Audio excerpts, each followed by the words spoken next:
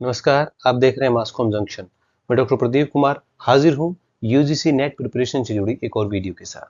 Dear students, आज भी हम प्रीवियस ईयर क्वेश्चंस के बारे में बात करेंगे। उम्मीद है आपको हमारी सीरीज बड़ी अच्छी लग रही होगी। आप कमेंट बॉक्स में है ज़रूर बताइए कि ये सीरीज आपको कैसी लगी। कुछ और कंसेप्ट भी हम आने वाली वीडियोज़ में शेयर करेंगे, डिस्कस करें आपके साथ। लेकिन उससे पहले प्रीवियस ईयर क्वेश्चन पे हम बात करते हैं। इस सीरीज को शुरू करने का हमारा उद्देश्य यही है कि आपका आप सेल्फ इवैल्यूएशन आप कर लें। आप खुद को एक तरह से जज कर लें कि आपकी प्रिपरेशन कितनी है और आपको एक अंदाजा होगा कि पहले किस तरह के सवाल पूछे गए। डियर स्टूडेंट्स, अगर आपने अब तक हमारा चैनल सब्सक्राइब नहीं किया है तो प्लीज़ इसे सब्सक्राइब कीजिए और अपने फ्रेंड्स के साथ भी इसका लिंक शेयर कीजिए। तो आइए शुरू करते हैं आज का वीडियो। आज हम जुलाई 2016 के कुछ क्वेश्चंस डिस्कस करने वाले हैं। तो हमारा आज पहला सवाल है, name the English daily which was derisively called as the old lady of Boribunder. यानी ऐसा इंग्लिश डेली, अंग्रेजी दैनिक आपको बताना है हिंदुस्तान का, जिसे एक तरह से व्यंग्यात्मक रूप से ओल्ड लेडी ऑफ बोरीबंदर कहा जाता है। Free press journal, Indian express, the Times of India, the statesman, इनमें से कौन सा ऐसा समाचार पत्र है, अंग्रेजी दैनिक है? तो इसका सही आंसर है द टाइम्स ऑफ इंडिया। जी हाँ, the Times of India Hindustan के सबसे पुराने अंग्रेजी दैनिक में से एक है और इसको ओल्ड लेडी ऑफ बोरीबंदर भी कहा जाता है। The Times of India has been published from the Boribandar building in Mumbai for many years. As you know, that Times of India is the oldest English language newspaper in India, founded in 1838. It was initially called the Bombay Times and Journal of Commerce and later became the Times of India in 1861. तो अब ये भी अक्सर पूछा जाता है सवाल कि द टाइम्स ऑफ इंडिया नाम इसे कब दिया गया। तो शुरुआत में इसको 1838 में नाम दिया गया the Bombay times and journal of commerce और 1861 में ये बना the Times of India.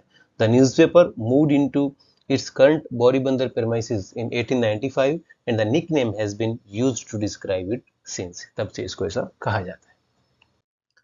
Then the major objective of a community radio station is, जो सामुदायिक रेडियो है उसका प्रमुख जो एक तरह से ऑब्जेक्टिव है, उद्देश्य, वो क्या रहता है? इंफोटेनमेंट, एंटरटेनमेंट, इकोनॉमिक प्रॉफिट और सोशल इंक्लूजन आपको बताना है।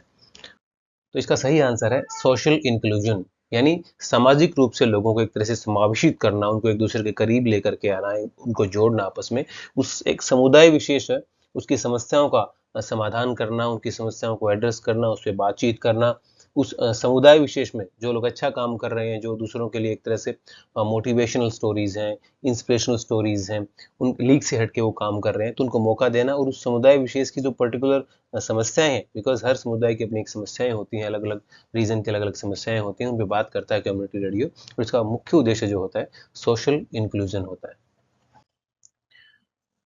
Then immersive media have emerged from, यानी जो इमर्सिव मीडिया है, इमर्सिव मीडिया का मतलब आप ये समझ लें कि इमर्सिव मीडिया में क्या होता है, आप एक तरह से ऐसा फील करते हैं, हो सकता है कोई चीज़ दूर की है लेकिन आपको अपने पास पाते हैं, उसको टच करते हैं, उसको फील करते हैं आप, और आपको लगता है कि आपके आसपास ये सारी चीज़ें हो रही हैं।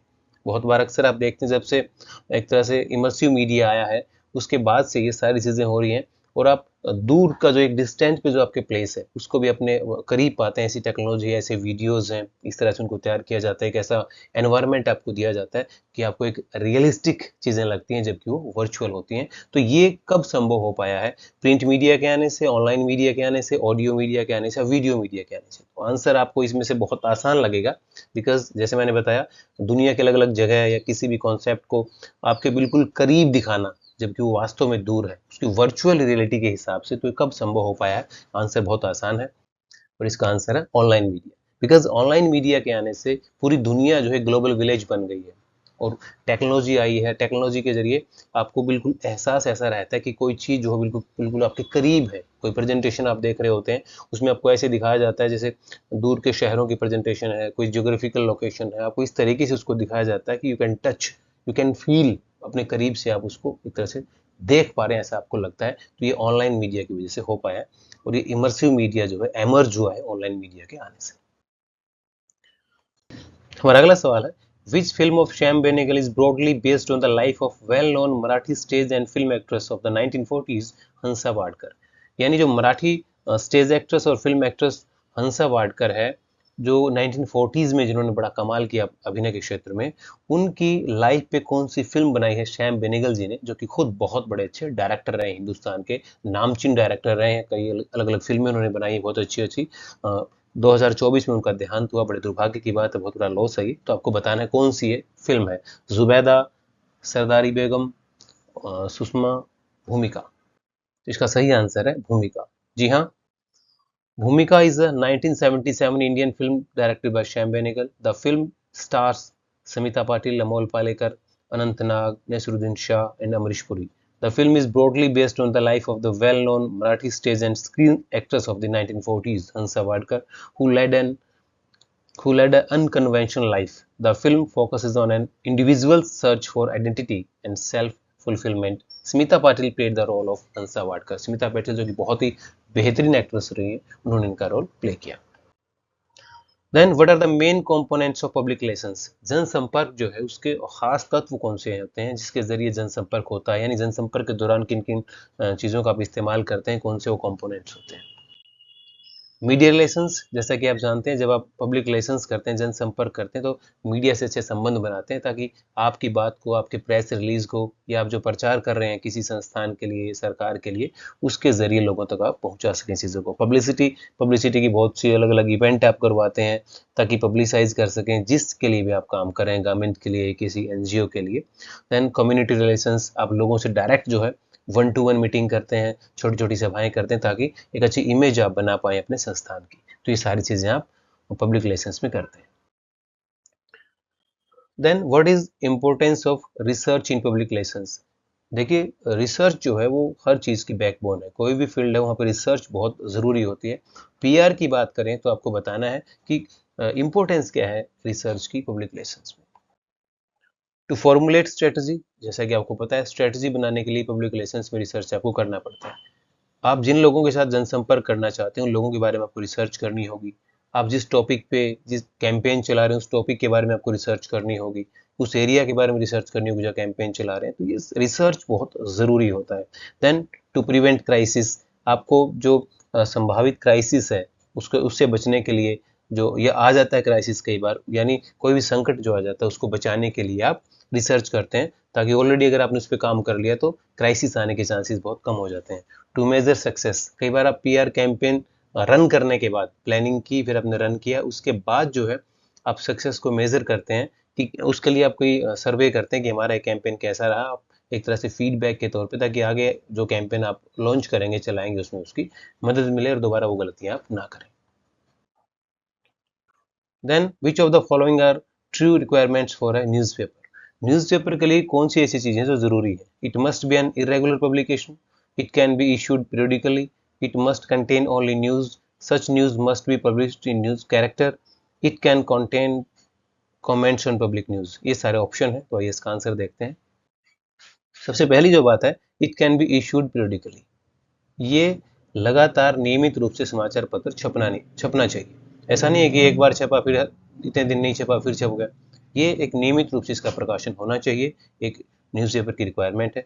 सच news must be publish in character, यानी जो न्यूज़ की जो एक तरह से परिभाषा है, न्यूज़ का जो स्ट्रक्चर है, उस तरीके से उनको छपना चाहिए। It can contain comments on public news, और ये जो समाचार पत्र है उसमें पब्लिक जो न्यूज़ होती हैं, पब्लिक की जो पॉलिसीज होती हैं, पब्लिक से जुड़ी, उन पे कमेंट होता है। तो सारी स्टेटमेंट जो है न्यूज़पेपर के बारे में सही है। देन मैच द फॉलोइंग, इसमें एक तरफ न्यूज़पेपर दिए गए हैं, एक तरफ एडिटर दिए गए हैं, आपको मैच करना है कि कौन से एडिटर ने किस न्यूज़पेपर में काम किया है। बहुत एक तरह से एमिनेंट एडिटर्स हैं, बड़े बड़े एडिटर के नाम है, और दूसरी तरफ है समाचार पत्र। तो इसका आंसर देख लेते हैं। The Times of India, Robert night बहुत ही अच्छे पत्रकार हैं, बहुत अच्छे संपादक रहे हैं। द टाइम्स ऑफ इंडिया में उन्होंने काम किया, तो हमने जो भी मैच आपस में कर रहा है उसको एक कलर दिया हमने। The Times of India, Robert Knight.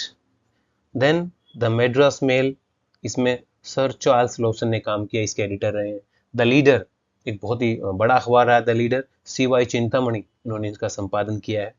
Then Deccan Herald, पॉथन Joseph, तो ये एडिटर हैं जिन्होंने किसी ना किसी वक्त पे इन समाचार पत्रों की कमान संभाली है, तो ये आपको पता होना चाहिए। इन इंडिविजुअल्स जो नेम्स भी हैं एडिटर, इनके बारे में आप डिटेल में पढ़ सकते हैं, अलग अलग क्वेश्चंस इनके बारे में भी आपसे पूछे जा सकते हैं। देन एक मैच लिस्ट और है जिसमें आपको कुछ टर्म्स दी गई हैं जो अलग अलग फील्ड से संबंधित है, आपको बताना है कौन सी टर्म किस फील्ड से संबंधित है। सबसे पहले इसमें पफरी, जो पफरी है वो एडवर्टीजमेंट से संबंधित है। पफरी का मतलब होता है जब आप किसी चीज़ को बढ़ा चढ़ा के प्रस्तुत करते हैं, एग्जेगरेट करते हैं, जैसे एडवर्टीजमेंट्स में आप देखते हैं जो आपका प्रोडक्ट होता है उसको बढ़ा चढ़ा के प्रस्तुत किया जाता है कि हमारे प्रोडक्ट में ये खासियत है, ये आपकी समस्या का समाधान कर देगा, अक्सर आप देखते हैं। दैन सूडो इवेंट, इसका संबंध पब्लिक रिलेशन से है, बिकॉज जनसंपर्क के क्षेत्र में इस तरह की इवेंट ऑर्गेनाइज करवाई जाती हैं जिसका उद्देश्य जो है वो लोगों में एक तरह से अब ध्यान आकर्षित करना, उनका अपनी इमेज अच्छी बनाना, एक इस लिए इस मकसद से इस तरह की इवेंट करवाई जाती हैं जिनका मुख्य जो मकसद होता है वो जिसके लिए भी आप कर रहे हैं उसका प्रचार प्रसार करना होता है। देन नेम कॉलिंग, ये प्रोपगेंडा में होता है जब आप किसी के प्रति कोई एब्यूजिव लैंग्वेज इस्तेमाल करते हैं या उसको कोई प्रोपगेंडा चला के उसको एक तरह से डिफेम करना चाह रहे होते हैं डायरेक्टली इनडायरेक्टली, तो नेम कॉलिंग जो प्रोपगेंडा में चलता है। देन ग्रेप वाइन एक इनफॉर्मल कम्युनिकेशन एक तरह से, जैसे जो कॉर्पोरेट सेक्टर है वहाँ पे आपस में र्यूमर्स होते हैं, र्यूमर्स बेस्ड कम्युनिकेशन होते हैं, इसका कोई फॉर्मल स्ट्रक्चर नहीं है, ये कोई भी आपस में लोग बात करते हैं और बात जो है पूरे कॉर्पोरेट में कई बार फैल जाती है, तो एक तरह से इनफॉर्मल कम्युनिकेशन है ग्रेप वाइन कम्युनिकेशन जो रूमर पे बेस्ड होता है। Identify the correct chronological sequence of following presidents of Indian Newspaper Society. जो आईएनएस है, जो इंडियन न्यूज़पेपर सोसाइटी है, जिसको पहले Indian and Eastern Newspaper Society के नाम से भी जाना जाता था, आईईएनएस, तो आपको बताना है कि ये क्रोनोलॉजी क्या रही है उसके प्रेसिडेंट की। आशीष बग्गा जी हैं, कुंदन व्यास हैं, जी नरसिम्हा हैं, उपेंद्र आचार्य हैं। तो आइए देखते हैं इसकी क्रोनोलॉजी। जी नरसिम्हा जी 1956 से 57 तक रहे, उपेंद्र आचार्य जी 58 से 59, कुंदन व्यास जी 2010 से 11, आशीष बग्गा जी 2011 से 12। तो ये इसकी क्रोनोलॉजी है, आप इसको आंसर कर सकते हैं। The Indian Newspaper Society acts as the central organization of the press of India, an independent body authenticating circulation figures of newspapers and periodicals in India. It plays a major role in protecting and promoting freedom of the press in India. The society was founded in 1939. ये भी आपसे पूछा जा सकता है, जो एक तरह से फ्रीडम ऑफ प्रेस है उसकी स्थापना के लिए, उसको बचाने के लिए एक तरह से इसका स्थापना की गई 1939 में। इसका हेडक्वार्टर जो है वो न्यू दिल्ली में है। The owners, proprietors and publishers of print media are the members of the society. Earlier it was known as Indian and Eastern Newspaper Society. तो डियर स्टूडेंट्स, आज हमने कुछ प्रीवियस ईयर क्वेश्चंस के पर चर्चा की। उम्मीद करते हैं आपको हमारी सीरीज अच्छी लग रही होगी। अगर आपको इन क्वेश्चन से कुछ फायदा मिल रहा है तो अपने साथी जो एस्पायरेंट्स हैं उनके साथ भी आप इसको शेयर कर सकते हैं, चैनल को सब्सक्राइब कर सकते हैं।